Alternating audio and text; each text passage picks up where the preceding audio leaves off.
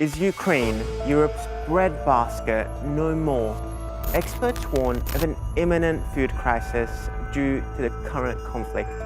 Ukraine is one of the world's leading exporters of grain, and many countries depend on it. Russia's invasion of Ukraine also stoking fears of a drastic increase in food costs. Well, the two countries are key suppliers of grains and edible oils, and the crisis has already driven wheat prices to their highest in 10 years. Wall Street to Main Street, the invasion is hitting home in the form of higher prices. As Julie McDonald shows us, we will be paying more for a lot of things. Here at the Agro Complex, a 2-hour drive from Kiev, about 18,000 tons of corn, wheat, rye, soya, barley, and sunflower are produced every year. Ukraine is called the breadbasket of Europe for good reason. It has the most arable land area in Europe and is able to feed 600 million people. It ranks in the top 5 of both the production and export of barley, corn, potato, rye, and wheat. Ukraine supplies the world with 18% of its edible oil, 12% of its barley, and 13% of its corn. And combined, Ukraine and Russia supply 30% of global wheat production.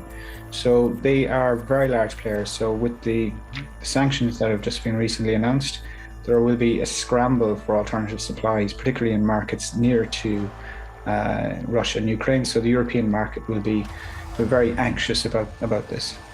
Other than the EU, analysts are warning that countries in Asia and Africa will also be hard hit. Global food prices have already peaked since 2011, thanks to volatile climate conditions and COVID-19. And with 855 million people short on food, the conflict comes at a challenging time.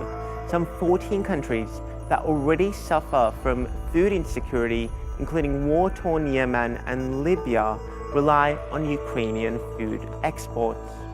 The Food and Agriculture Organization says that in 2020, Yemen and Libya imported 22 and 43% of their total wheat from Ukraine. In the same year, the country also provided about half of all wheat in Lebanon. Egypt, the largest consumer of Ukrainian wheat, imported more than 3 million metric tons of the grain, while Ukraine also supplied around a quarter of the wheat in Malaysia, Indonesia, and Bangladesh. A third of agricultural output harvested from Ukraine's east is now under threat, and the effects are already felt on the global market. The Ukraine is a huge exporter of wheat and corn, as well as sunflower oil, along with Russia. And the expectation is that those Ukrainian crops won't get planted this year and that the Russian crops will be embargoed.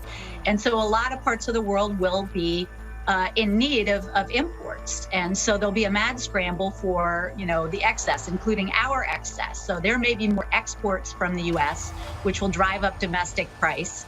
And we are already starting from a position of very high prices. We all know that from the grocery store.